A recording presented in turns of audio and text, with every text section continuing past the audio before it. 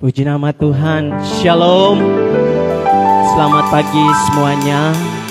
Datang menyembah Tuhan, meninggi layak kita sembah, Allah yang layak kita tinggikan.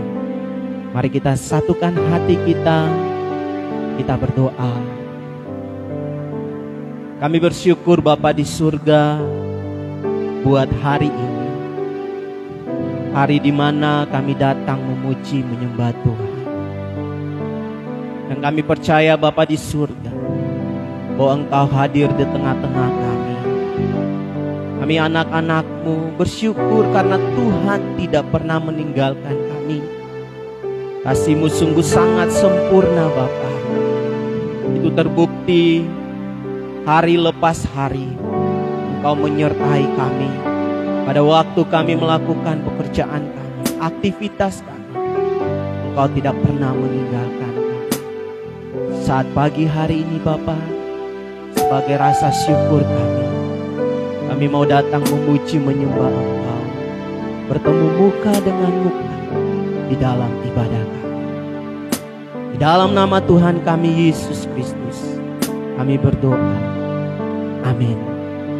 Mari bersama kita akan menaikkan pujian kita kepada Tuhan. Sebab kasih Tuhan setiap hari menyertai kita, menjagai kita, dan melindungi kita. Kita mau nyatakan pujian kita, kuasa kasih-Mu.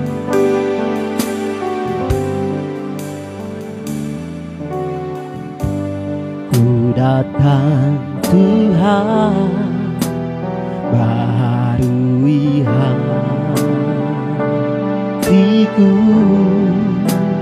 dengan anugerah di dalam Engkau.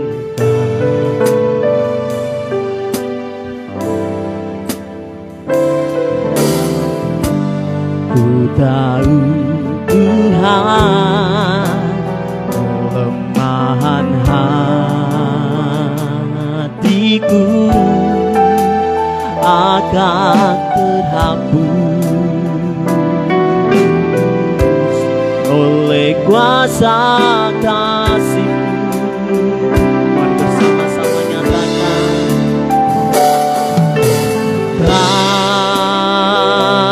kasih-Mu melingkupi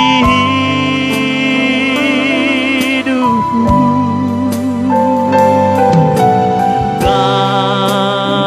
Bawaku dekat padamu.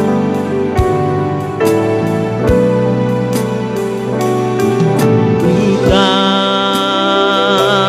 terbang bagaikan raja-wali, Roh-Mu menangkanku terbang lebih tinggi oleh kuasa kasih-Mu. Mari kita ulangi pujian ini, nyatakan kepada Tuhan. Ku datang Tuhan, baharui hatiku dengan anugerah di dalam Engkau. Katakan, ku tahu Tuhan kelemahan hatiku. Ku tahu Tuhan kelemahan hatiku akan terhapus oleh kuasa kasih-Mu.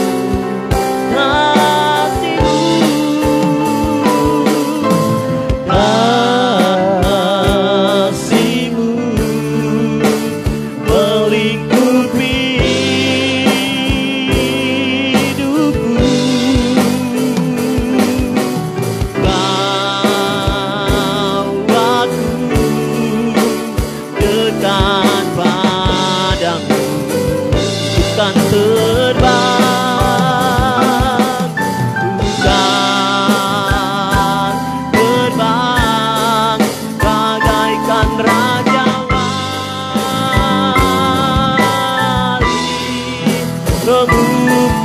mengangkatku terbang lebih tinggi oleh kuasa kasih-Mu. Kita ulangi pujian ini, saya mengajak kita berdiri. Kita katakan kepada Tuhan, Ku datang Tuhan, baharui hatiku dengan anugerah di dalam Engkau. Ku tahu Tuhan kelemahan hatiku,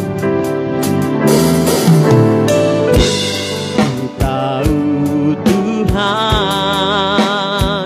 kelemahan hatiku akan terhapus oleh kuasa kasih-Mu.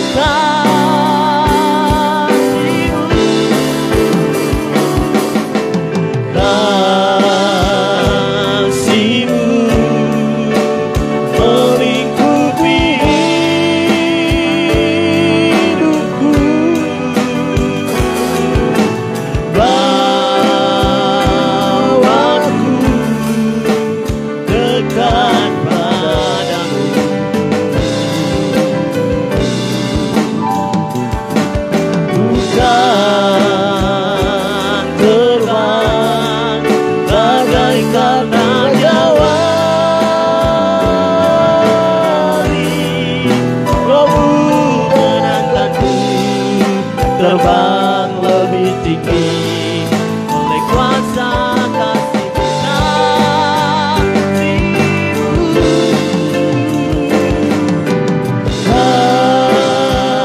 Kasih-Mu melingkupi hidupku, bawaku dekat padamu, bukan terbang.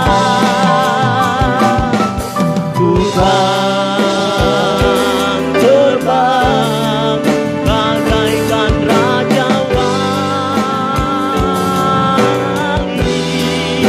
Rohmu mengangkatku terbang lebih tinggi oleh kuasa kasih. Mari sekali lagi dengan iman nyatakan, kasih-Mu Tuhan,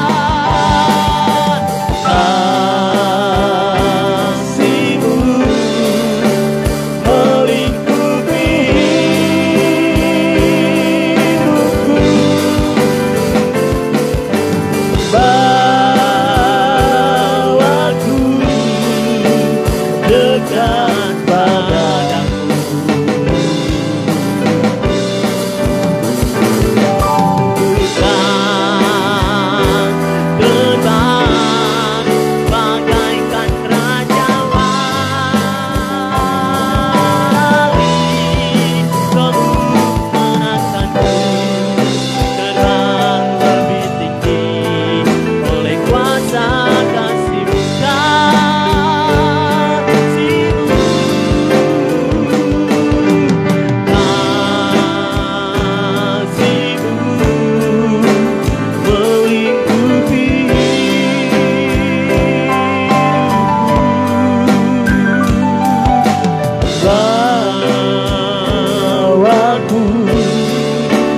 Dekat padamu,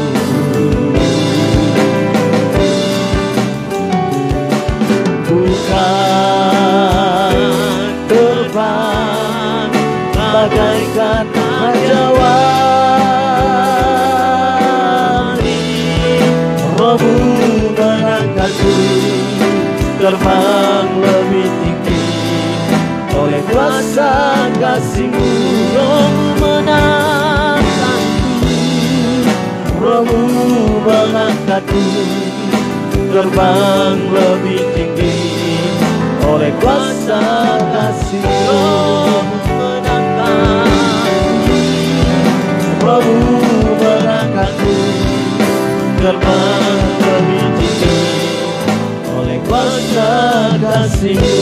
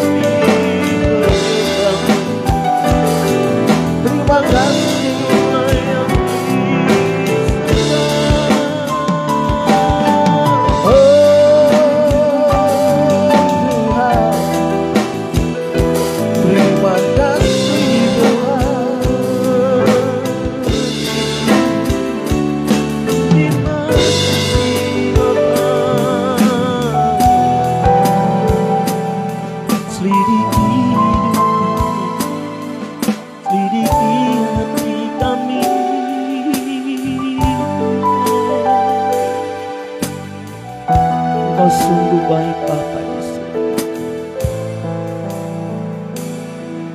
Kasih-Mu selalu baru di dalam kehidupan kami. Pagi hari ini Bapa di surga, Engkau menyelidiki hati kami. Jika Tuhan mendapati ada hal-hal yang tidak berkenan di hadapan Tuhan, kuduskan hati kami.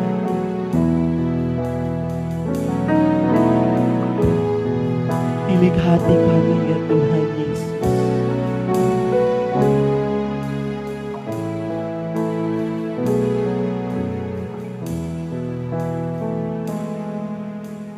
Roh-Mu yang hidup penuhiku, mengalir dalamku. Jiwaku tenang bersama-Mu dalam naungan-Mu. Buka hati untuk jamahan, berserah penuh di hadirat-Mu.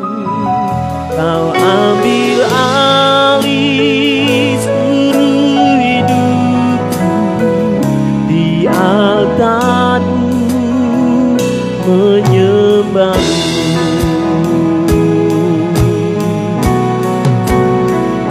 Kita mau katakan, Roh-Mu yang kudus, pulihkan. Roh-Mu yang kudus, pulihkanku.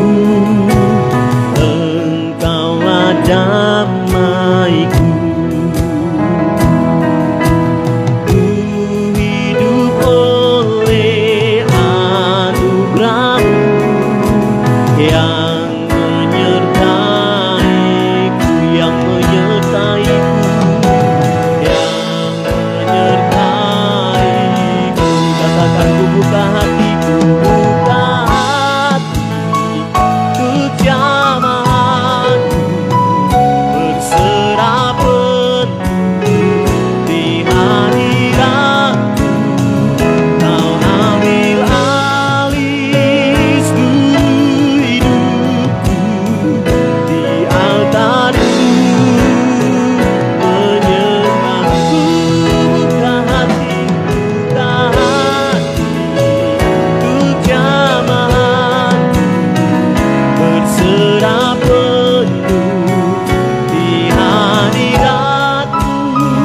Kau ambil alih seluruh hidupku, di altar-Mu menyembah-Ku, di altar-Mu menyembah-Ku, di altar-Mu menyembah-Mu. Terima kasih Tuhan, terima kasih Bapa. Kami menyembah-Mu, kami memuji-Mu.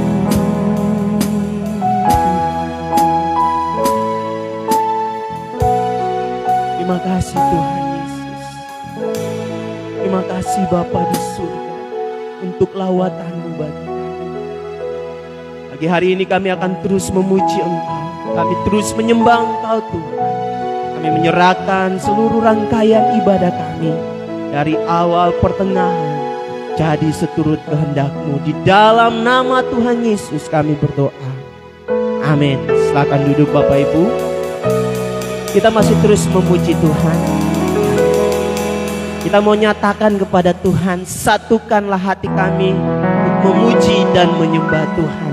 Mari sama-sama kita naikkan pujian ini dengan penuh sukacita, bertepuk tangan untuk kemuliaan Tuhan. Amin.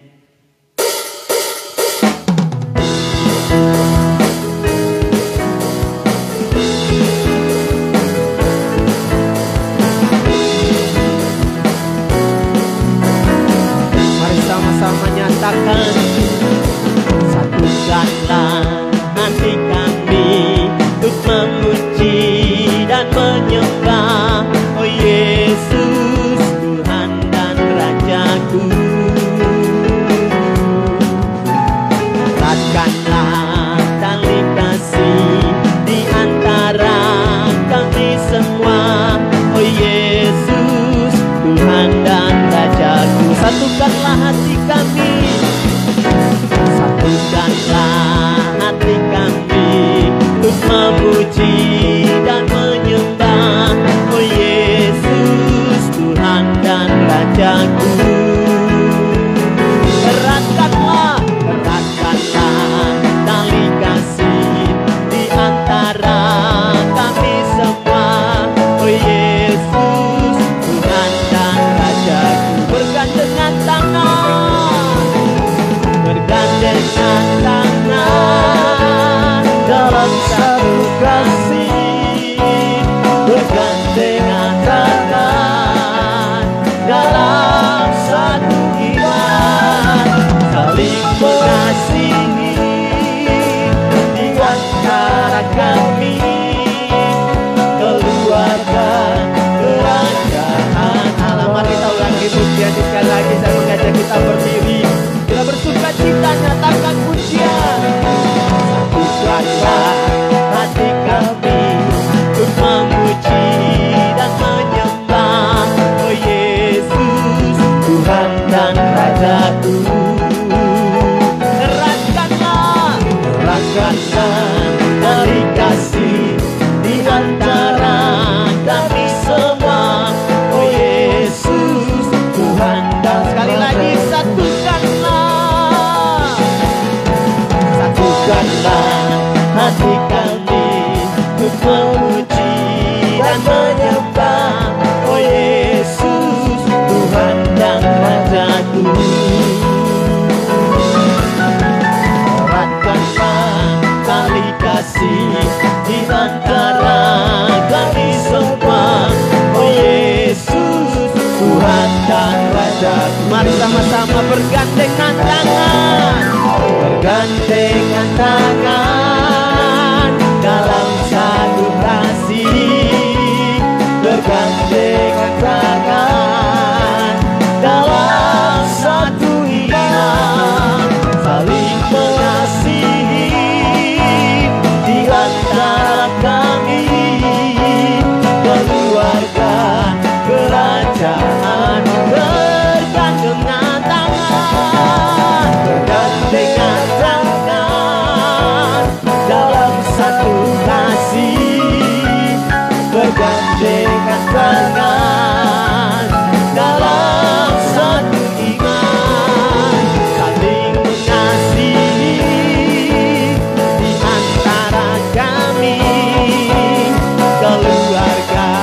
kerang. Mari sekali lagi bersuka hati katakan bergandengan tangan, bergandengan tangan dalam satu kasih, bergandengan tangan dalam satu iman, saling mengasihi di antara kami, keluarga kerajaan Allah, keluarga kerajaan Allah, keluarga kerajaan Allah. Sekali lagi, keluarga kerajaan Allah, keluarga kerajaan Allah.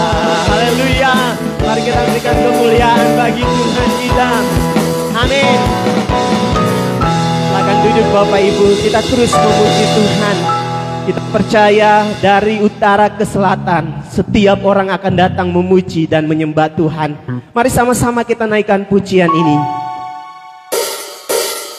Allahku dahsyat, Dia berkuasa. Amin.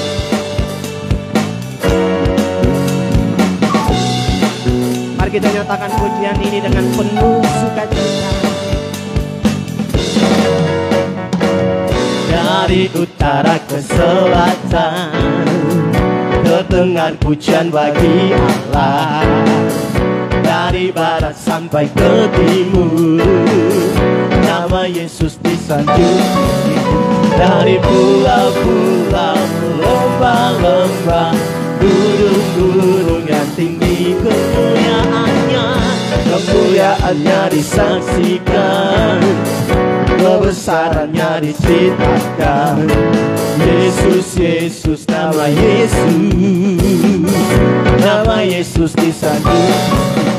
Dari pulau-pulau, lembah-lembah, gunung-gunung yang tinggi, katakan Allahku dahsyat, berkuasa. Seluruh bumi sujud menyembah, tinggikan namamu. Allahku dahsyat, berkuasa.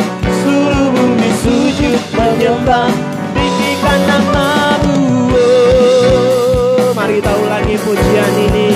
Katakan dari utara ke selatan, dari utara ke selatan, terdengar pujian bagi Allah.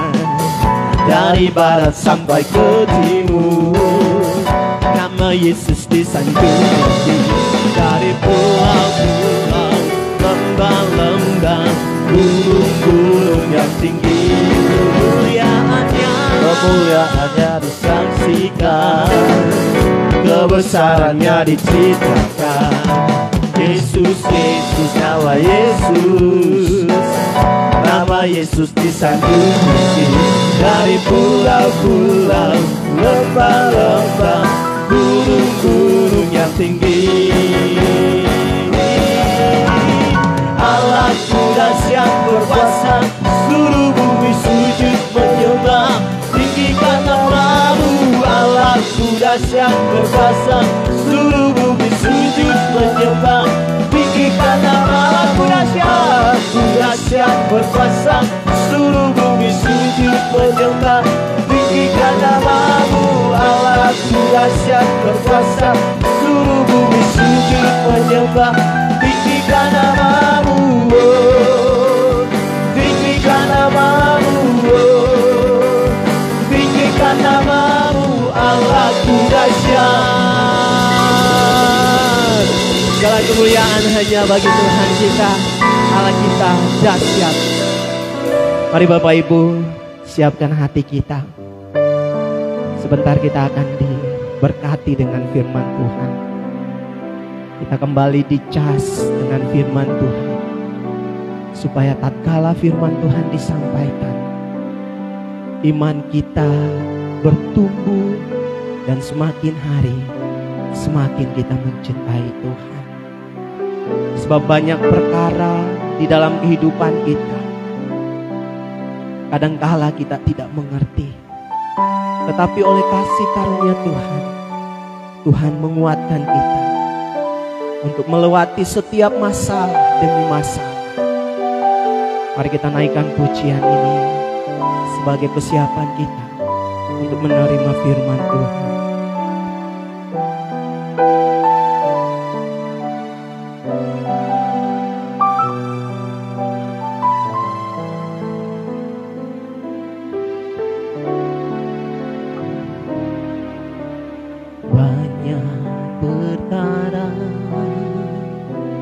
Yang tak dapat ku mengerti, mengapakah harus terjadi di dalam kehidupan ini. Satu perkara yang ku simpan dalam hati, tiada sesuatu kan terjadi tanpa Allah peduli. Katakan Allah mengerti.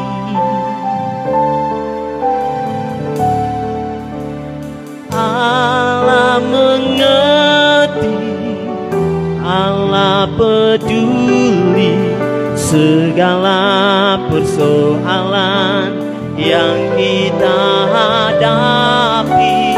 Tak akan pernah dibiarkannya ku bergumul sendiri, sebab Allah mengerti. Mari kita ulangi pujian. Banyak perkara yang tak dapat ku mengerti.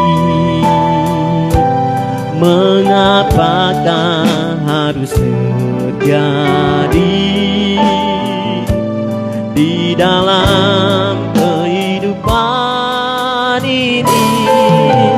Satu perkara yang ku simpan dalam hati, tiada sesuatu kan terjadi tanpa Allah peduli, Allah mengerti. Allah mengerti, Allah peduli segala persoalan yang kita hadapi. Takkan pernah dibiarkannya berkumpul sendiri. Sebab Allah mengerti, Allah mengerti, Allah peduli segala persoalan yang kita hadapi. Takkan pernah dibiarkannya bergumul sendiri. Sebab Allah saya mengajak kita berdiri, kita katakan Allah mengerti,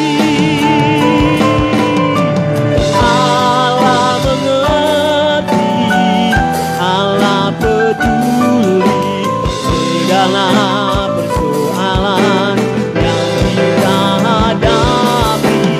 Tak akan pernah dibiarkannya berkumpul sendiri. Sebab Allah mengerti, berkumpul sendiri. Sebab Allah mengerti, berkumpul sendiri. Sebab Allah mengerti.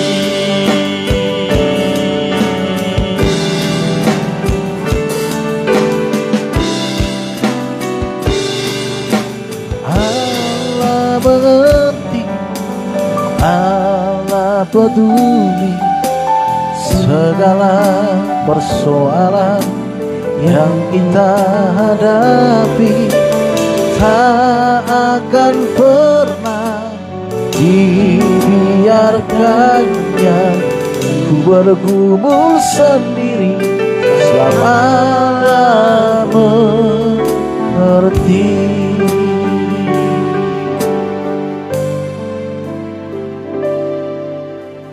Masuk hadirat-Mu Tuhan dengan korban puji. Masuk hadirat-Mu Tuhan berhiaskan kekudusan di hadapan hadirat-Mu Tuhan. Ku nampakkan kedamaian, ku hadapan hadirat-Mu Tuhan. Ku nampak keagungan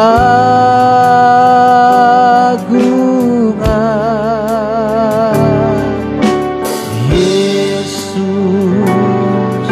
ku sembah sujud di hadapan-Mu.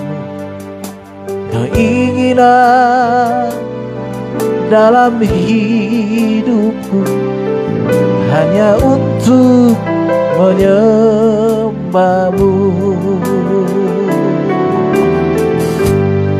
Sekali kita katakan sama-sama. Masuk hadirat-Mu Tuhan dengan korban pujian. Masuk hadirat-Mu Tuhan berhiaskan kekudusan. Yesus, Yesus, ku sembahkan, sujud di hadapan-Mu. Keinginan dalam hidupku hanya untuk mari sangat-sangat kita katakan, Yesus, Yesus, ku sembahkan, sujud di hadapan. Keinginan dalam hidupku hanya untuk menyembah Yesus Tuhan. Oh Yesus, ku sembahkan, sujud. Keinginan dalam hidupku hanya untuk menyembah-Mu. Yesus, oh Yesus, ku sembahkan, sujud di hadapan-Mu. Keinginan dalam hidupku hanya untuk menyembah-Mu. Oh Yesus, ku sembahkan, sujud di hadapan. Keinginan dalam hidupku hanya untuk menyembah-Mu. Terima kasih Tuhan, kami memuja-Mu, kami menyembah-Mu. Terima kasih Tuhan, terima kasih Tuhan, kami bersyukur, kami bersyukur, kami bersyukur. We worship you, we worship you Lord. Kami bersyukur,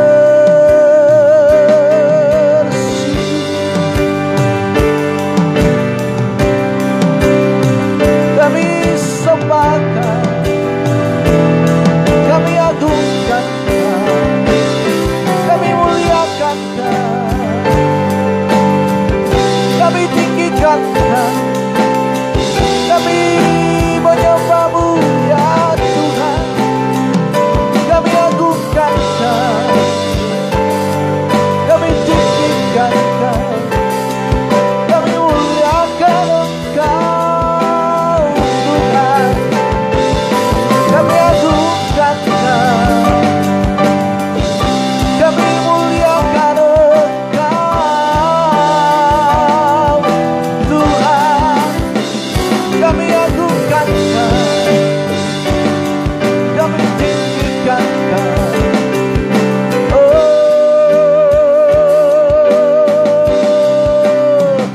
kami agungkan Tuhan, kami muliakan Engkau Tuhan, kami tinggikan Kau Tuhan. Sebab hanya Kau yang layak, sebab hanya Kau yang agung dan mulia.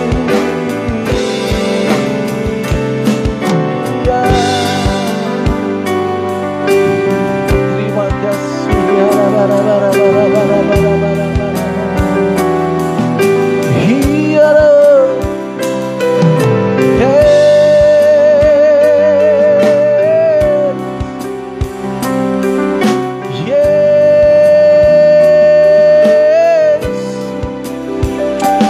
Kau hadir di sini, ya Rohku. Hadirat-Mu memenuhi tempat ini. Kami bersyukur,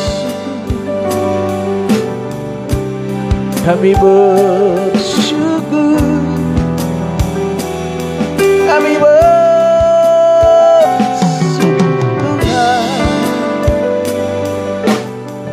kami bersyukur,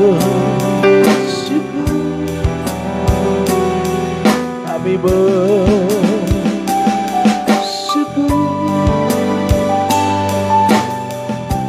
Ya Tuhan, ya Tuhan kami, ya Tuhan kami. Terima kasih, terima kasih, terima kasih, terima kasih, terima kasih.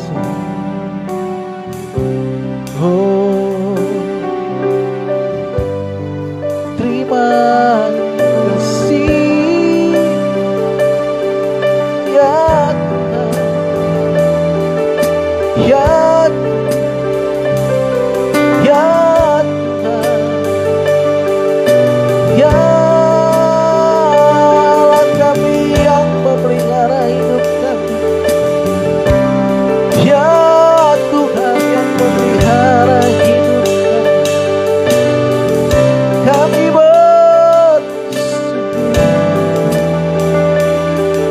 Kami bersyukur, kami bersyukur atas kasih, kami bersyukur atas pemeliharaan-Mu Tuhan. Sungguh baik Kau Tuhan, sungguh mulia Kau Tuhan, sungguh agung Kau. Oh, terima kasih. Oh,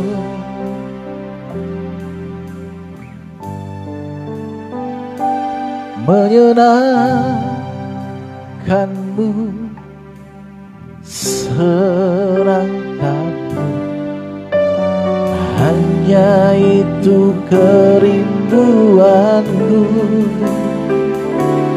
Menyenangkan-Mu, senangkan hati-Mu, hanya itu kerinduanku. Menyenangkan-Mu, senangkan, hanya itu kerinduanku. Menyenangkan-Mu, senangkan hati-Mu, hanya itu kerinduanku.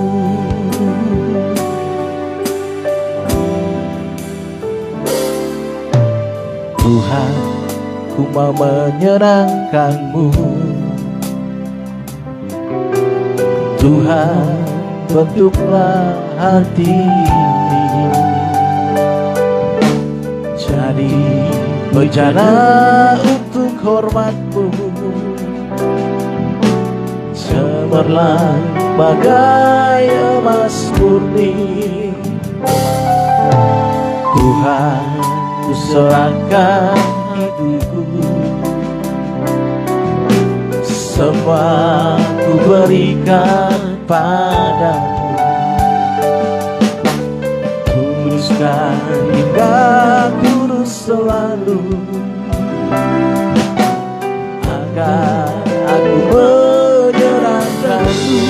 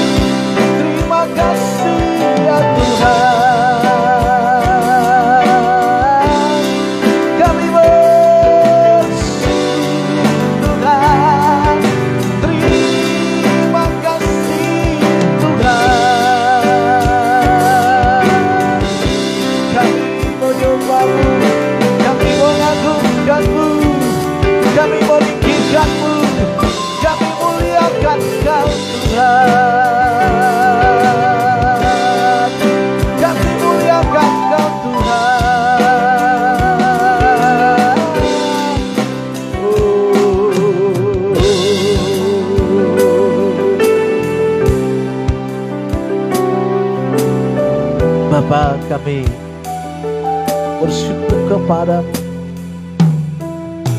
Kami berterima kasih kepadamu atas karuniamu yang besar dalam hidup kami.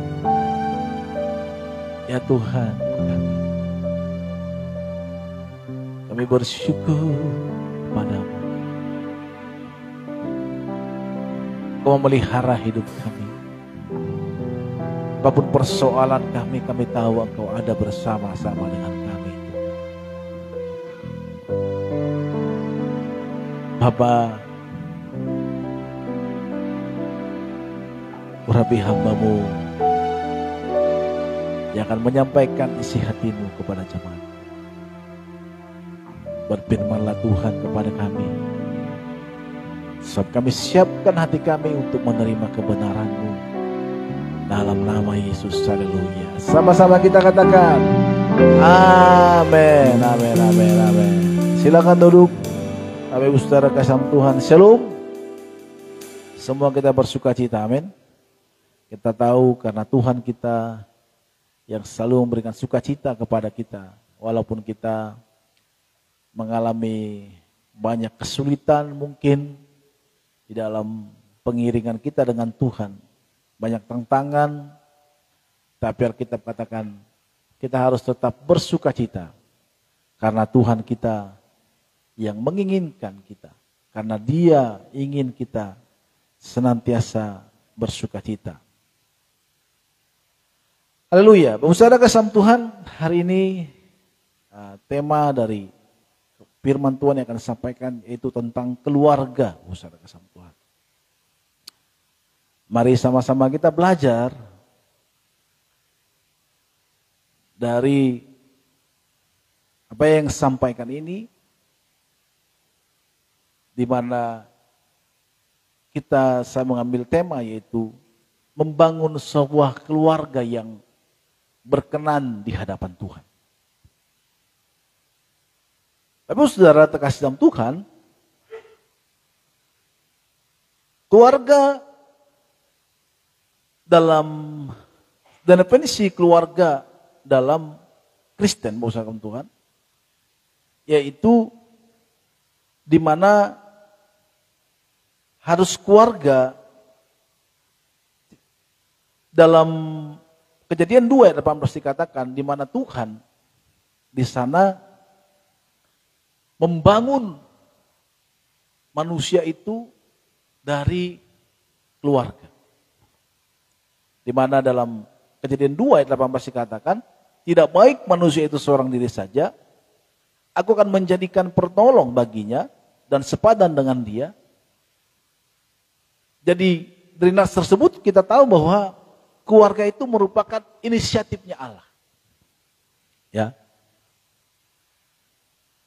Jadi usaha dalam Tuhan, keluarga Kristen merupakan suatu persekutuan hidup antara ayah, ibu, dan anak-anak yang telah percaya dan menerima Kristus sebagai Tuhan dan Juru Selamat secara pribadi serta meneladi hidup dan ajarannya dalam kehidupan sehari-hari. Jadi bersama Tuhan, di sini mungkin kita masih ada yang belum berkeluarga, tetapi minimal khotbah hari ini membuka pemahaman kita. Dan kita yang berkeluarga mungkin masih ada yang kekurangan. Mari sama-sama kita mengoreksi diri kita bahwa keluarga itu merupakan satu yang pertama adalah inisiatifnya Allah. Keluarga Kristen tentunya. Jadi kita harus memahami kalau kita berkeluarga itu adalah kita percaya inisiatifnya Allah.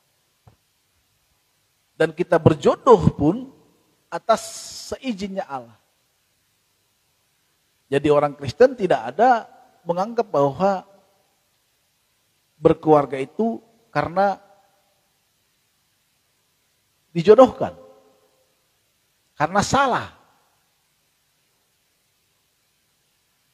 Mungkin itu ada keluar dari kata-kata kita sekarang, tetapi sebaiknya kita minta ampun. Karena keluarga itu merupakan satu inisiatifnya Allah. Tidak ada keluarga yang tidak Kristen tentunya tidak inisiatifnya Allah. Maka Bapak Saudara kasih Tuhan, orang yang mau berkeluarga tentu menurut definisi ini adalah orang yang menerima Yesus Kristus sebagai Tuhan dan Juru Selamatnya. Tentunya adalah yang sudah lahir baru. Bapak Saudara kasih Tuhan, pemahaman saya lahir baru waktu saya bertobat waktu SMP, kalau kita menerima Tuhan dan Juru Selamat kita, mengaku percaya dalam hati kita, kita diselamatkan. Cukup banyak. Maka banyak orang Kristen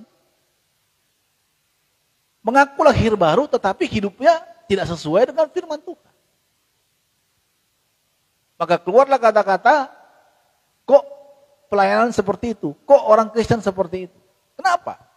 Karena tidak sesuai apa yang dikatakan firman Tuhan terhadap kehidupannya. Maka ada kata-kata seperti itu. Jadi perlu kita ingat bahwa saudara Tuhan yang pertama adalah keluarga Kristen adalah inisiatifnya Allah. Yang kedua adalah keluarga Kristen adalah orang yang sebelum menikah tentunya adalah orang yang lahir baru. Maka saudara Tuhan dalam pernikahan kita harus mencari pasangan kita. Kalau kita sudah lahir baru, kita harus cari pasangan kita yang lahir baru juga. Enggak apa-apa Pak, nanti kalau sudah menikah pasti dia bertobat. Lebih parah lagi mungkin. Maka kita harus mengalami Tuhan. Lahir baru. Lahir baru artinya orang yang mau serius. Lahir baru artinya orang yang mau meninggalkan 180 derajat kehidupan yang lama. Kalau dulu suka dalam dosa berarti nggak mau lagi hidup dalam dosa. Karena lahir baru itu pemahamannya adalah tidak berbalik dari kehidupan yang lama masuk kepada kehidupan yang baru. Di mana Kristuslah yang menjadi teladan dari hidupnya. Jadi Kristuslah yang menjadi patokan hidupnya. Jadi kalau kita mau menikah, dan kalaupun kita menikah, kalau kita sudah menikah gimana Pak? Ya udah terima aja. Kita mendoakan sama-sama. Kalau pasangan kita belum menerima Kristus. Tetapi orang yang mau menikah tentu harus orang Kristen menerima Kristus, harus adalah orang yang telah menerima Kristus sebagai Tuhan dan Juru Selamatnya. Maka kita juga mencari pasangan kita yang menerima Kristus sebagai Tuhan dan Juru Selamatnya. Jangan kita sendiri sungguh-sungguh dalam Tuhan, sementara pasangan kita tidak bisa mengikuti. Akhirnya itu akan menjadi batu sandungan. Dan akhirnya menjadi stres juga. Kenapa harus sama, seserver? Maka sekarang istilahnya ada namanya satu server, sefrekuensi. Kalau kita punya teman saja, sahabat saja harus sefrekuensi. Kenapa tidak untuk pasangan kita? Maka jangan pernah mencoba-coba menikah dengan pasanganmu kalau dia belum sungguh-sungguh dalam Tuhan dan kau sudah sungguh-sungguh dalam Tuhan. Maka kita berkata, hendaknya pasangan itu menjadi sepadan.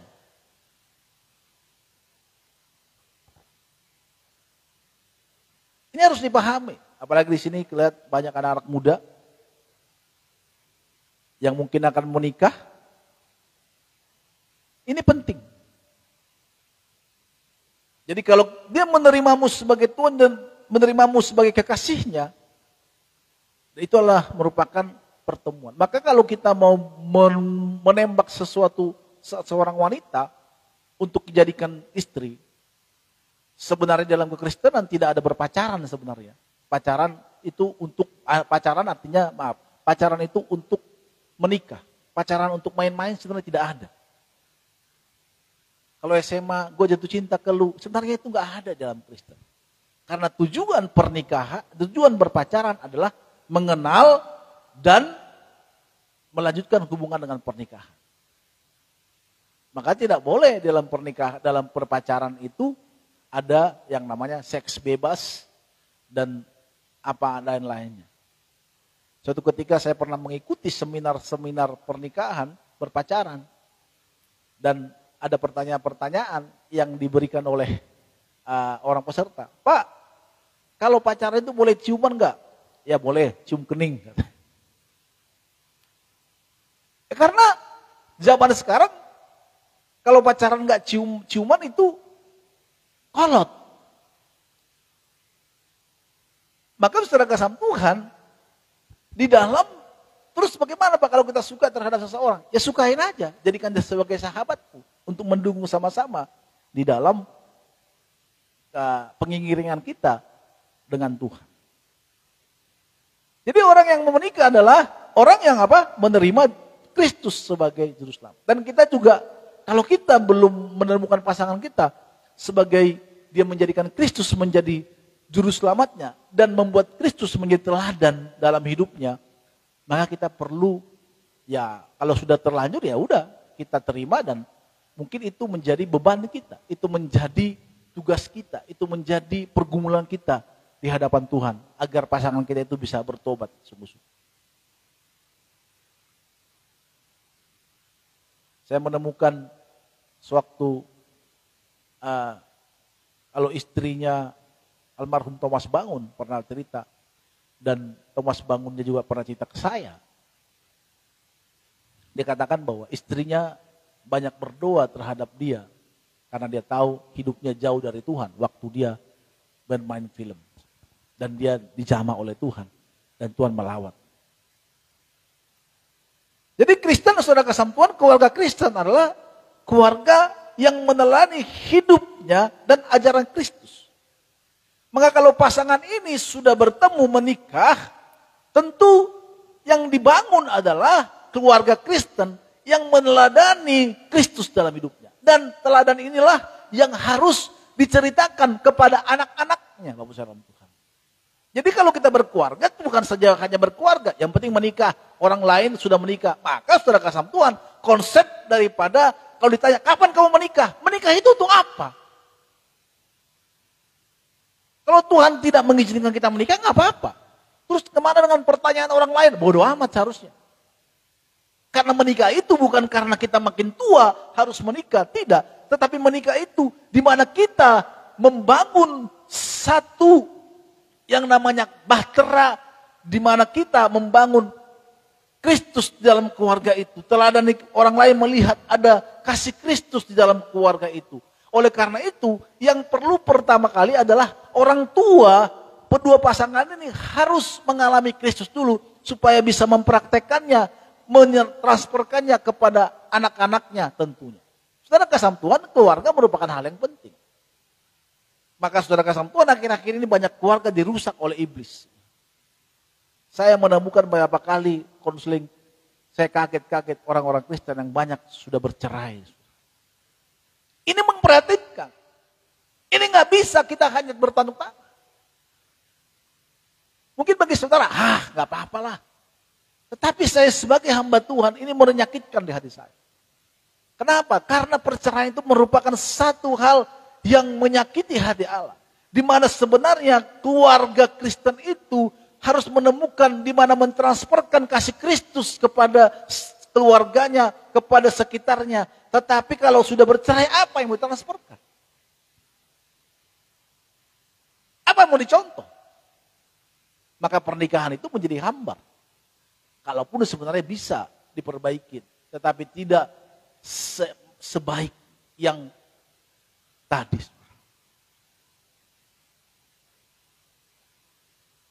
Kalau saudara menemukan makanan yang enak, saudara kasih Tuhan.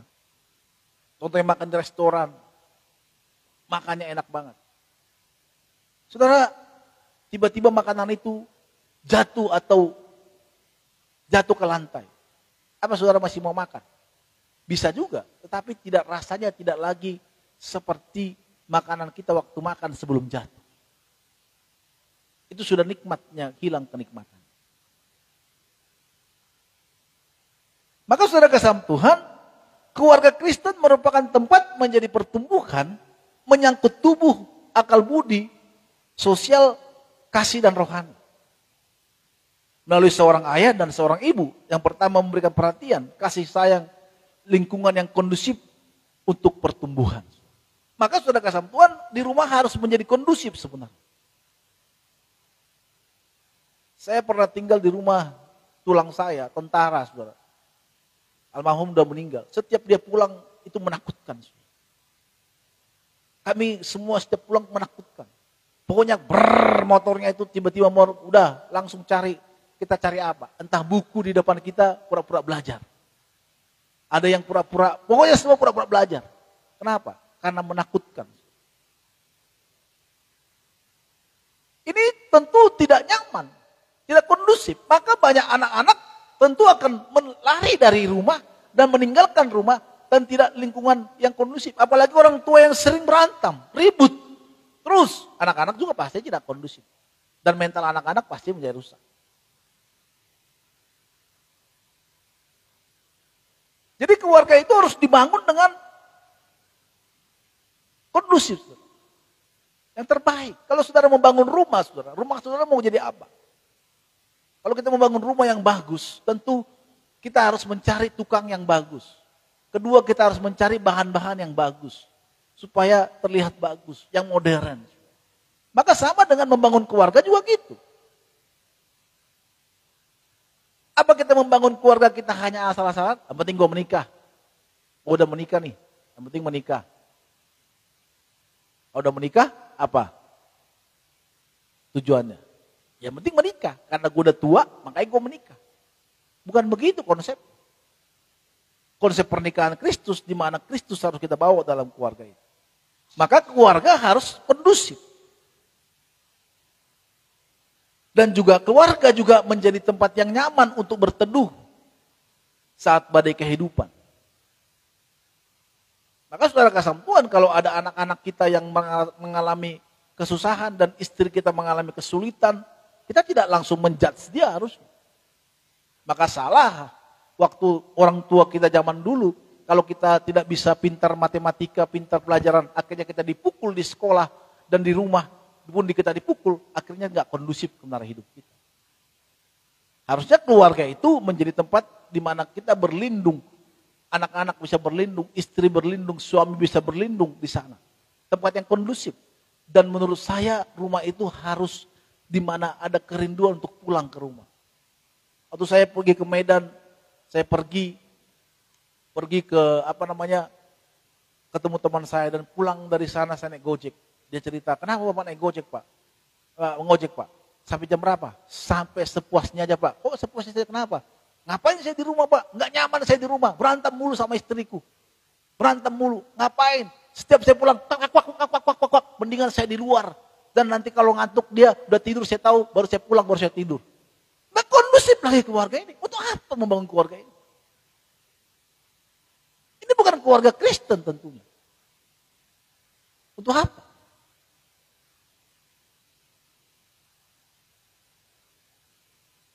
Maka saudara kasih Tuhan, keluarga Kristen adalah di mana keluarga itu tempat yang kondusif, yang kedua tempat yang nyaman, di mana keluarga bisa saling bercerita, anak dan ibu bisa bercerita, ayah dan anak bercerita, suami dan istri bercerita.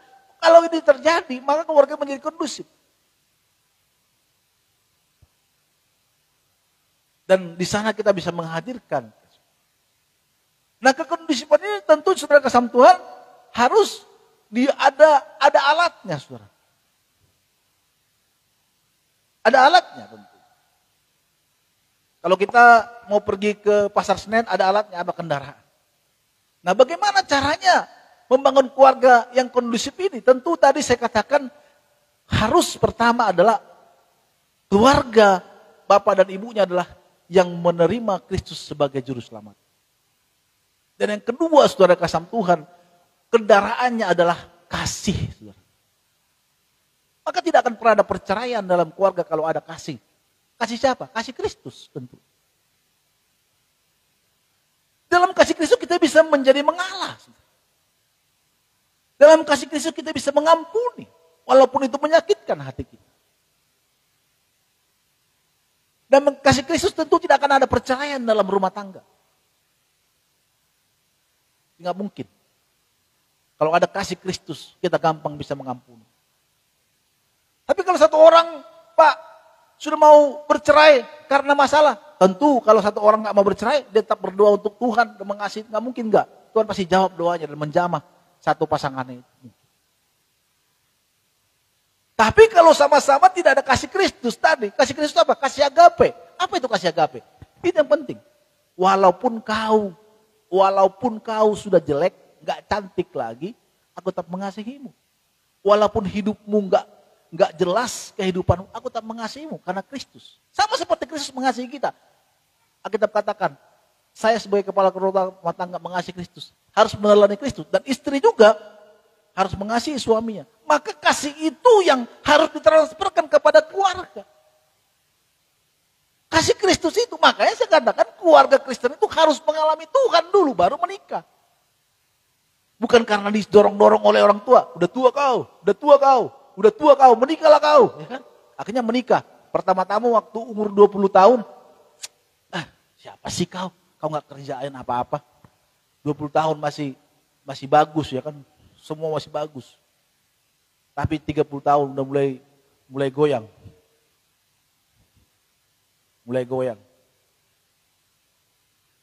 Udahlah. Dari punya kriteria ini itu. Sekarang 30 tahun udah mulai berkurang setengah. Dibabat. Ya kan? Karena gak tahu lagi. Karena udah dipaksa-paksa orang melihat teman kita menikah.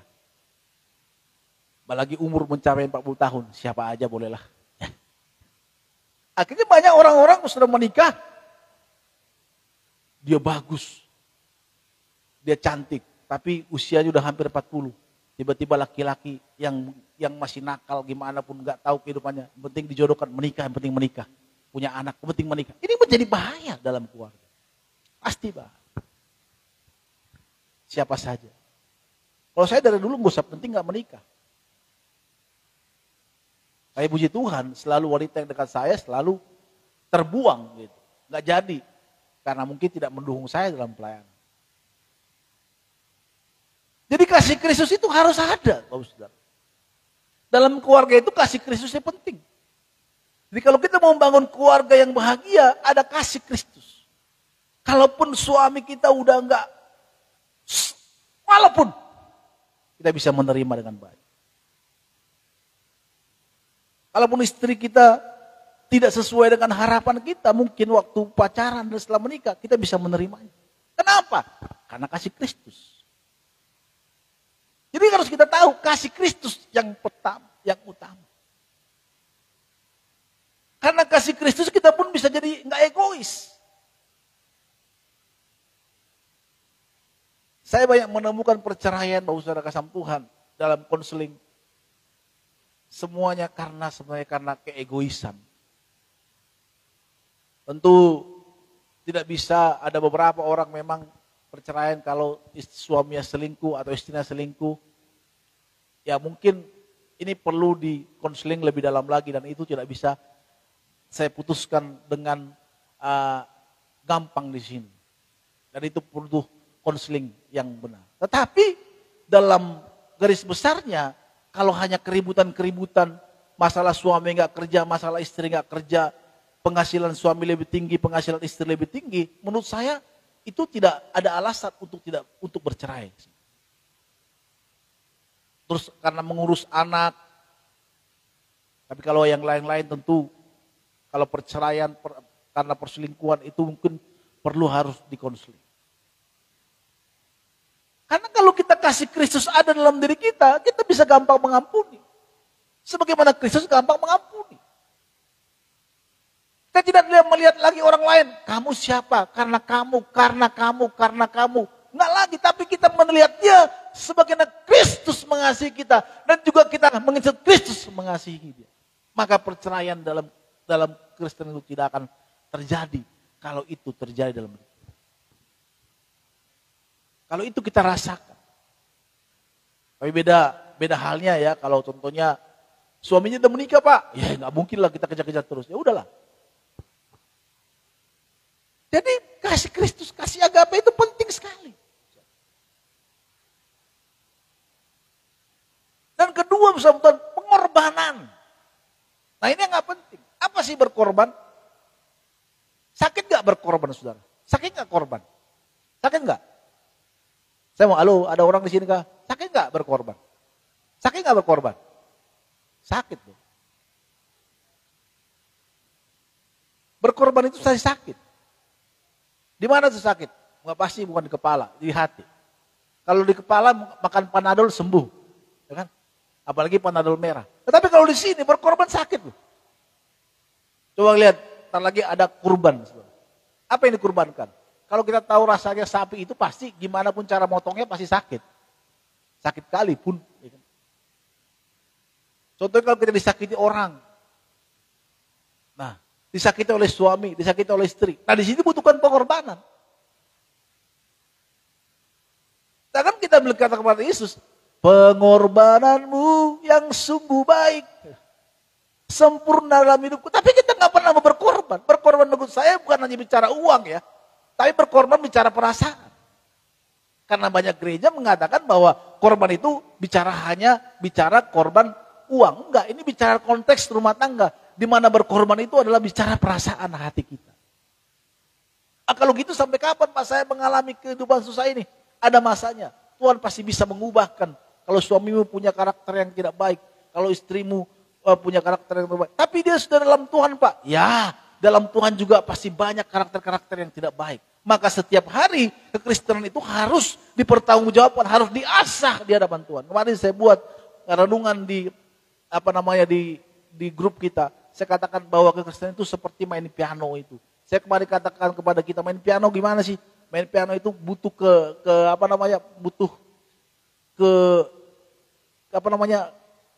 bukan kompak, namanya keuletan, ketekunan, saudara. Maka setiap kali kalau kita belajar, ini tiap hari gitu nada-nada yang lain kita buat terus. Kadang kita bosan. Hari ini mungkin kita latihannya 10 menit, tapi nanti bisa 15 menit, bosan tangan kita. Tapi lama-lama jadi bagus nanti.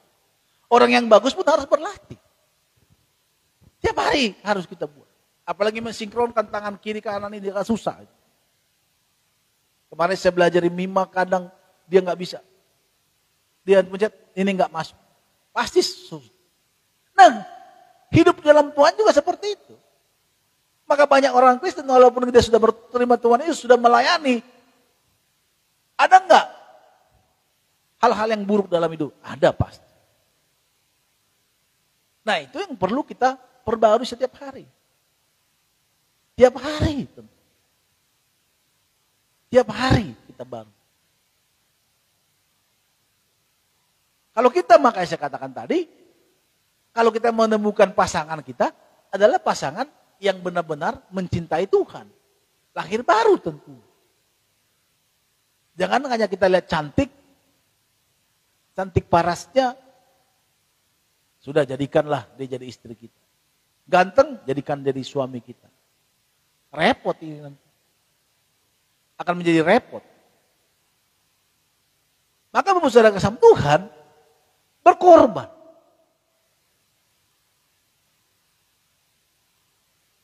Pasangan suami istri. Untuk anak-anak juga berkorban.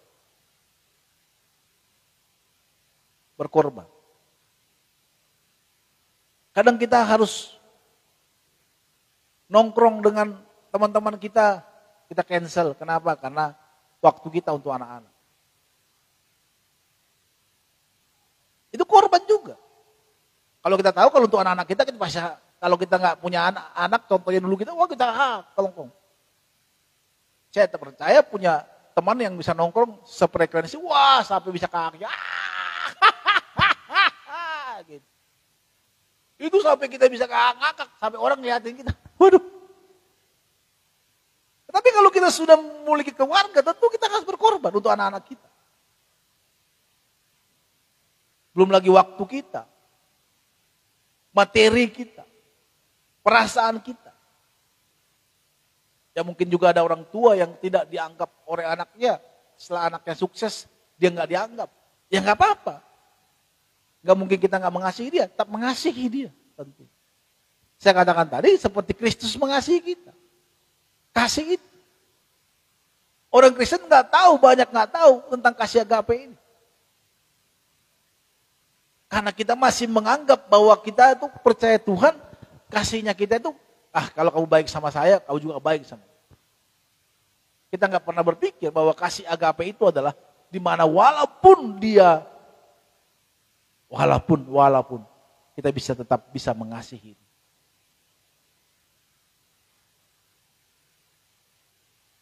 Jadi bersama Tuhan, kasih Kristus ini perlu dimasukkan dalam keluarga. Kalau kita mau membangun keluarga yang bahagia, kalau kita mau membangun keluarga yang sesuai dengan harapan Kristus dalam hidup kita, maka yang pertama adalah kasih agape.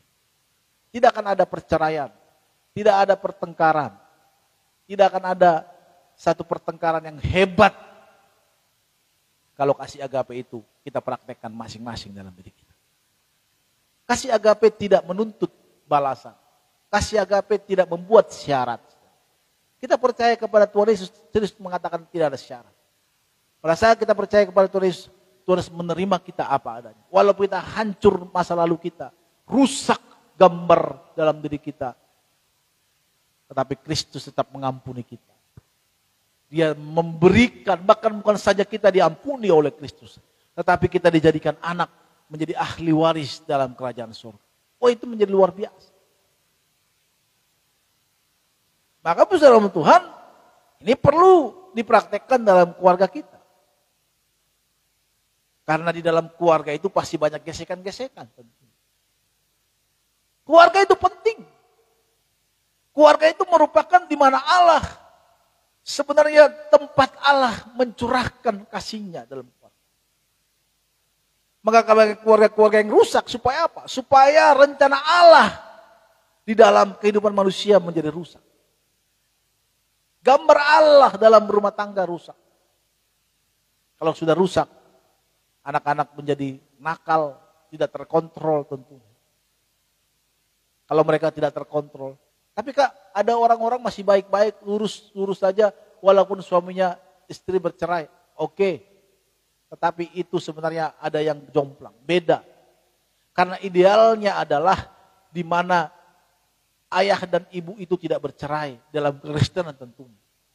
Supaya anak-anak itu menjadi normal. Kalaupun ada begitu, pasti ada yang jomplang dalam diri anak itu. Sekarang nggak kelihatan, nanti akan terlihat. Saya pernah mengkonseling orang, dikatakan dari kecil dia baik-baik, tapi setelah besar dia menunjukkan, setelah dia punya uang, dia menunjukkan jati dirinya sendiri. Kenapa kamu berbuat seperti itu? Kenapa? Karena saya tidak pernah punya kasih sayang, Pak. Saya tidak pernah punya kasih sayang dalam keluarga. Bapak saya, mama saya bercerai. Walaupun dari kecil, dia kecil sudah dididik dengan baik, tetapi menjadi hancur. Maka saudara kasih Tuhan, sebenarnya di dalam keluarga itu, kalau terjadi perceraian, tentu rencana Allah di dalam keluarga kita menjadi hilang. Transfer kasih dari Allah itu menjadi hilang. Kita tidak bisa bicara kasih lagi kepada anak-anak. Bahkan bisa kita tertuduh. Sama saudara-saudara, kalau saudara suka berdosa, kalau saudara berdoa di hadapan Tuhan, pasti nggak bisa lama-lama. Saya yakin. Iblis akan bilang, berdosa lu kemarin lu, berdosa lu, berdosa lu, berdosa lu, berdosa lu. Maka saudara baru berdoa sebentar, udahlah Tuhan tahulah, akhirnya nggak berdoa lagi. Mau masuk lagi ke hadirat Tuhan, nggak mungkin, mentok, susah, capek, ya kan. Pasti kita capek kayak gimana lelah gitu. Kenapa? Karena ada dosa. Nggak mungkin Tuhan masuk bisa cus doamu ke Tuhan kalau hidupmu dalam dosa. Nggak mungkin, saya katakan. Maka orang-orang yang hidup dalam dosa nggak bisa berlama-lama di hadirat Tuhan. Kok tahu Pak? Saya pernah mengalami itu. Saya tidak nuduh orang, diri saya sendiri. Tapi coba kalau kita hidup benar, hidup kudus di hadapan Tuhan. Wah, itulah. Kita menyembah juga bisa berjam-jam. Saya di sini nggak mungkin saya bisa berjam-jam hari Jumat doa. Itu akan dipaksakan. Nggak akan kering. Nggak mungkin. Maka saudara kalau malas-malas berdoa, artinya saudara punya satu hal yang belum dibereskan di hadapan Tuhan. Saya tidak perlu tahu harus pengakuan dosa di hadapan saya. Tapi mari hari ini kalau kamu hidupmu benar-benar mengalami Tuhan, saudara. Kita harus benar-benar sungguh-sungguh hidup dalam Tuhan. Dan hidup benar, hidup kudus di hadapan. Saudara, hidup kudus itu merupakan, itu adalah kunci daripada kekristenan. Kalau saudara nggak mau hidup kudus di hadapan, kau tidak akan pernah mengalami kasih Tuhan yang luar biasa dalam hidup. Dosa itu menghalang kita. Dosa itu merusak kita. Orang yang hidup dalam dosa nggak mungkin bisa berlama-lama. Nggak mungkin. Masuk Masuk hadirat-Mu Tuhan. Tapi pikiran melayang-layang. Pikiran ke cewek lah, pikiran ke inilah, pikiran ke kontrakan lah, belum dibayar orang. Wah, pokoknya kacau otak kita. Tapi kalau kita hidup kudus di hadapan Tuhan, mungkin 2-3 menit kita masih belum cus, tapi mulai 5 menit, 3 menit, 4 menit, makin lama tuh cus. Saya tuh kalau lari, tiap Sabtu saya dan istri baru 2 kali inilah lari. Itu kalau di 5 menit, 10 menit, itu masih capek, kerasa kaki. Kayak jantung gak baik. Tapi kalau masuk mulai 15 menit, mulai normal. Kita mulai lari normal kita. Mulai enak. Capeknya kita udah gak mulai capek lagi. Maka saudara kesam pemain bola itu perlu pemanasan dulu dia. Ya kan? Supaya apa? Supaya nanti masuk. Tidak langsung ngos-ngosan. Nah kita juga gitu. Kita kenapa capek? Karena kita masih punya dosa yang belum kita bereskan. Maka kita gak mau lama-lama di hadirat. Saudara sama Tuhan, tentu membuat kasih ini bagaimana caranya bagi kita mengalami kasih dalam keluarga. Tentu kita harus hadirkan Tuhan dalam hidup kita.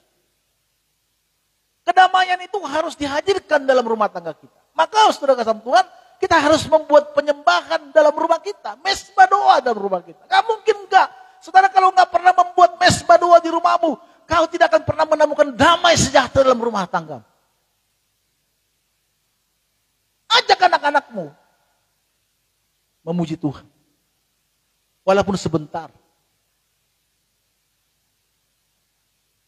Hadirat Tuhan itu datang di rumah kita. Disitulah ada kebahagiaan itu. Setan-setan jauh dari rumah kita. Kalau kita hadirkan hadirat Tuhan di rumah kita. Mendekatkan hadirat Tuhan itu bagaimana? Dengan cara menyembah Tuhan.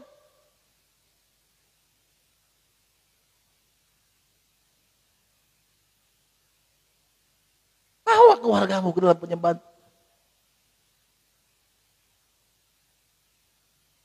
Tapi anak-anak gak mau Pak. Gak apa-apa. Kagum. Kita sendiri di tengah rumah. Jangan sendiri-sendiri doa. Anak-anak doa di kala.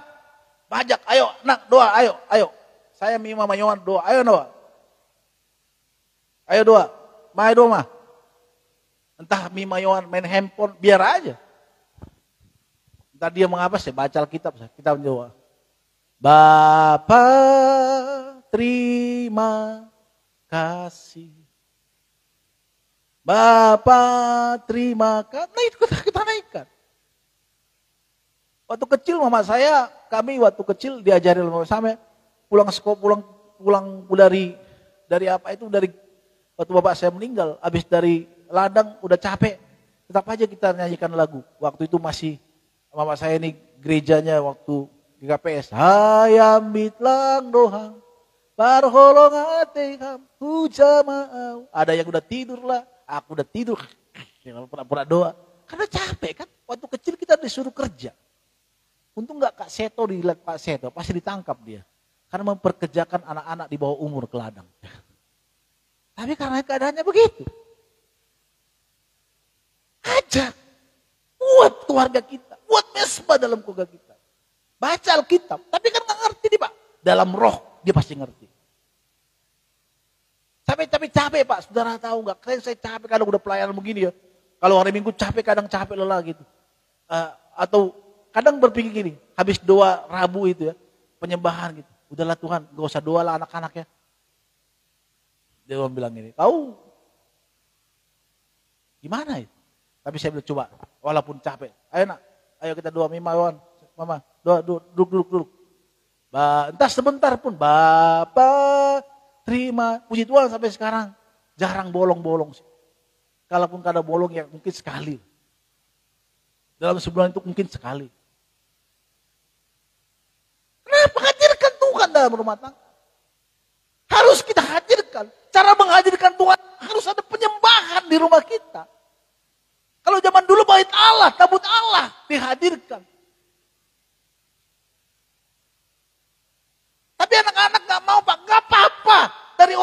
dulu sama-sama, nyanyi sama-sama. Lagunya lagu apa? Terserah, asal jangan lagu apa? IWP. Jangan lagu itu. Atau lagu-lagu apa? Itakoho marohaki gitu kan. Itakoho maholoki gitu kan. Jangan lagu itu. Boleh nggak lagu itu? Boleh dong. Saya juga nggak ekstrim dalam hal itu. Tapi saya kalau memima bangun, saya itu kalau di rumah itu pagi-pagi itu harus lagu rohani dulu. Baru kalau siang-siang barulah. Boleh kamu setel lagu Batak, boleh lah. Kayak lagu Batak, memang kayak orang Batak suka lagu-lagu Batak. Tapi lagu-lagu Batak kalau udah malas, kadang kalau masuk cinta doa, sayang doa, itu mulu kan. Jadi kata-katanya apa sih? Udahlah, nggak usah. Mima, lagu Batak itu lagi Pak. Hadirkan Tuhan dalam hidup dan rumah tanggamu. Kalau keluarga kita mau bahagia, dengan itu sendirinya akan ada transfer. Suatu ketika ada tetangga kami datang ke rumah. Tabudo juga mau nate katanya. Enak rumahmu ini ya katanya. Saya nggak tahu apa karena desainnya. Saya katakan kepada ya ini desain istri saya. Oh iya, tapi enak juga di sini. Saya melihat ke rumahnya bagus juga rumah dia, lebih bagus rumah dia menurut aku. Lebih bagus rumahmu apa gitu. Ya. Tapi kalau kita hadirkan Tuhan dalam hati kita, kadang kita capek lelah. Ini kayak Jaden contohnya. Udah mulailah. Ayo Den, doa aja kita. Haleluya, haleluya. Ini apalagi kita udah tahu haleluya. Naikkan tiap malam buat. Kalau pagi-pagi mungkin masih tidur dia. Buat. Kalau pagi-pagi mungkin masih tidur, tapi malam buat sama-sama. Doa bersama. Hadirkan Tuhan. Supaya apa? Supaya hadirat Tuhan itu ada. Kalau ada setan-setan mau masuk dalam rumah kita, mau masuk dalam rumah tangga kita, mau merusak rumah tangga kita, itu tidak akan pernah terjadi. Tapi kalau kau tidak menghadirkan Tuhan dalam rumahmu, nggak ada hadirat Tuhan, itu akan seperti neraka. Berantemmu, sedikit-sedikit salah marah, sedikit-sedikit nggak pas di hati marah. Wah itu merupakan itu, saudara. Ada mungkin kadang kalau ada di dalam keluarga kita nggak bertobat, kadang bisa dipakai setan dia. Kita sudah lurus dalam Tuhan nih. Oh, kadang juga kita juga bisa seperti itu karena kita mungkin udah malas-malasan berdoa, malas baca Alkitab, malas untuk diajar Tuhan. Udah, nanti akan marah-marah di rumah. Tapi enggak. Kalau kita dekat dengan Tuhan pasti enggak marah-marah. Marah-marah pun malam itu pasti kita nyesal. Tuhan enggak. Saudara, Bapak saudara kasih Tuhan. Cara menghadirkan kasih ini ada dari mana? Dengan cara kita membangun hadirat Tuhan dalam rumah. Ajak penyembahan anak-anak. Baca firman Tuhan. Mungkin kita nggak jago nyanyi. Saya kalau menyembah Tuhan nyanyi aja. Ya kan?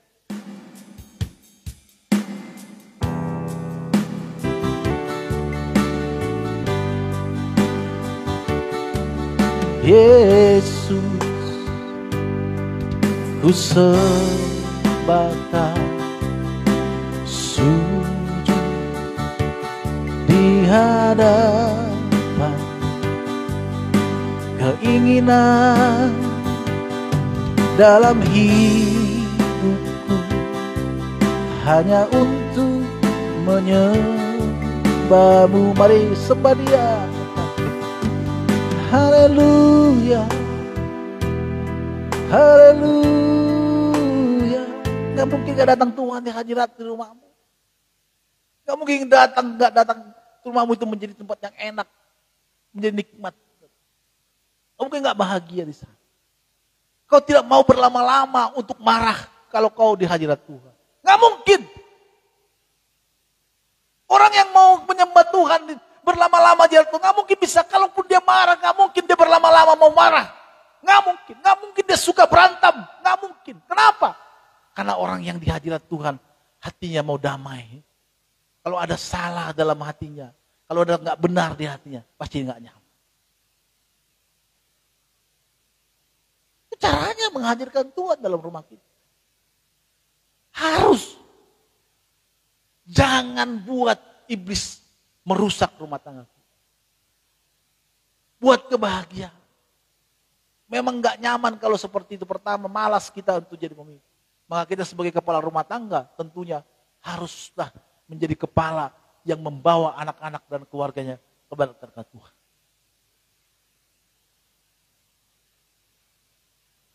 Apalagi di sini anak muda. Nah, mungkin yang mau menikah. Harus. Maka dari sekarang anak-anak muda harus mempersiapkan dirinya untuk sana. Dari sekarang kita harus belajar untuk menyembah Tuhan. Menghadirkan Tuhan dalam diri kita, di rumah kita. Maka nanti pada saat kita menikah itu menjadi kebiasaan kita. Nggak mungkin dulu nggak pernah penyembahan, nggak pernah berdoa, tiba-tiba menikah, tiba-tiba langsung menyembah Tuhan, langsung berdoa. Saya katakan pasti kau akan makin terhilang. Kenapa? Karena dalam rumah tangga tantangannya lebih parah lagi. Dalam nggak ada tantangan aja kita seperti itu, apalagi ada tantangan. Kesibukan yang lain. Ya mungkin setelah menikah karir kita makin bagus. Pulang jam 10 malam, Daud langsung tidur. Gimana mau membawa keluarga kita dalam hajat pagi-pagi jam 5 apalagi Jakarta udah berangkat, kan? Gimana? Maka dari muda itu kita bangun relasi kita dengan Tuhan terus. Nanti kalau udah menikah itu tetap ada. Walaupun mungkin kita banyak karakter-karakter yang kurang baik, tetapi kita tetap menghadirkan Tuhan dalam diri kita. Kita menyembah Tuhan, kita mengagungkan Tuhan. Maka disitulah hadirat Tuhan turun di rumah kita. Kebahagiaan itu. Setan pasti jauh kalau hadirat Tuhan ada dalam diri. Gak mungkin. Ketenangan. Kalaupun ada orang mengganggu kita gak mau nyaman, gak mau enak, gak suka dengan. Maka mulai dari situ, dari hadirat Tuhan itu kita menyembah Tuhan itu dengan persekutuan kita. Ada kasih. Dan kasih itu akan muncul sendiri. Kita bisa melihat orang lain kesulitan, hati kita gampang masgul. Kita bisa merasakan penderitaan orang lain. Maka saudara kasih Tuhan, kalau ada anak-anak Tuhan gak punya empati terhadap sesamanya, menurut saya kamu tuh belum mengalami Tuhan. Karena Kristus itu empati. Nah, mungkin enggak.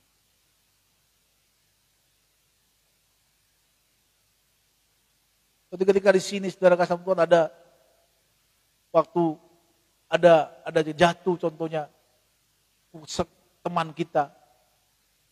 Sebenarnya nggak ada tujuan untuk nggak ada beban sebenarnya untuk bisa melakukan itu. Tetapi kenapa? Menolong dia. Tapi kenapa? Karena itu Kristus dalam hidup kita. Kalau Kristus itu ada dalam diri kita, hadirat Tuhan ada dalam diri kita, maka itu akan membawa kita semakin dekat dengan Tuhan. Caranya supaya kasih itu ada dalam keluarga kita. Caranya pengorbanan itu ada, tentu kita harus menerima Kristus sebagai juru selamat kita. Setelah Kristus menjadi juru selamat kita mulai belajar untuk memproses hidup kita ini. Hidup kita yang dulunya masih kacau, karakter-karakter kita yang tadi, kemalasan kita. Kasih itu akan terpelihara terus dalam diri kita. Maka hadirkan Tuhan dalam hidup. Bagaimana cara menghadirkan Tuhan? Seperti saya katakan tadi, buat mesbah di rumah. Gak apa-apa, pertama-tama itu aneh. Gak apa-apa. Buat, panggil kamu. Ayo kita doa. Kita penyembahan. Tapi saya gak bisa menggitar rumah kami, gak apa-apa, akapela. Akapela pun bisa. Lagunya tapi gak ada lagu Pak. Yang lagu-lagu yang keren-keren. Sekarang gak usah lagu-lagu keren-keren. Lagu-lagu yang percaya aja. Kami juga di rumah nyanyi kami. Bapa, terima kasih. Awan kadang duduk di samping, kadang berantem di sikut agaknya. Jangan duduk di situ, duduk satu di sini, duduk satu di sana. Gak apa-apa. Tuhan gak langsung marah. Kenapa anak-anakmu gak bisa kau tertibkan? Enggak. Tapi disitulah kita menghadirkan Tuhan. Mari hadirkan Tuhan dalam hidup. Kalau keluarga kita mau keluarga bahagia, keluarga yang senantiasa diberkati Tuhan. Jangan hanya kita di gereja kita pintar jago, tapi di rumah kita menjadi seperti ayam sayur, nggak bisa berbuat apa-apa untuk keluarga kita.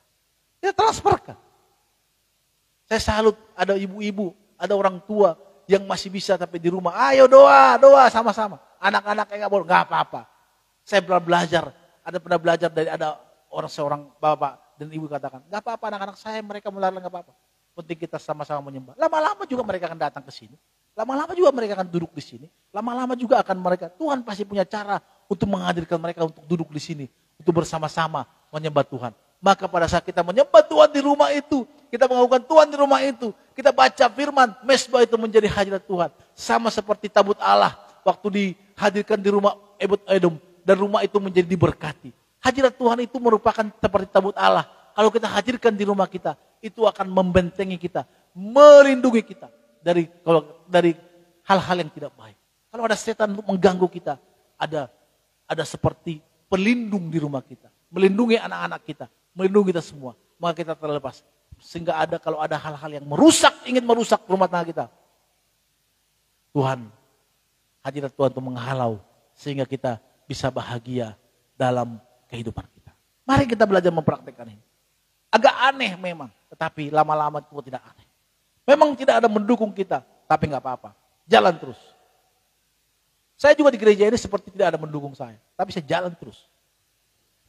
Kadang saya hari Jumat doa di sini hanya berapa orang, nggak apa-apa. Saya dukung nggak, saudara lemah, saya nggak lemah dengan itu. Kenapa? Karena saya tahu di hadirat Tuhan itu kenikmatan bagi saya. Kalau saudara nggak ingin berdoa, silakan. Ke surga itu bukan bersama-sama kan. Suatu saat nanti di surga, Tuhan tahu siapa yang akan gampang diuji. Ya. Kadang saya pikir, kok saya seperti sendiri di sini. Saya seperti kesepian sebenarnya. Tapi bagi saya, hadirat Tuhan tempat yang nikmat bagi saya. Saya nggak merasa sendiri pada saat Tuhan mengatakan, aku bersama. Kalau manusia menganggap saya sendiri, nggak apa-apa.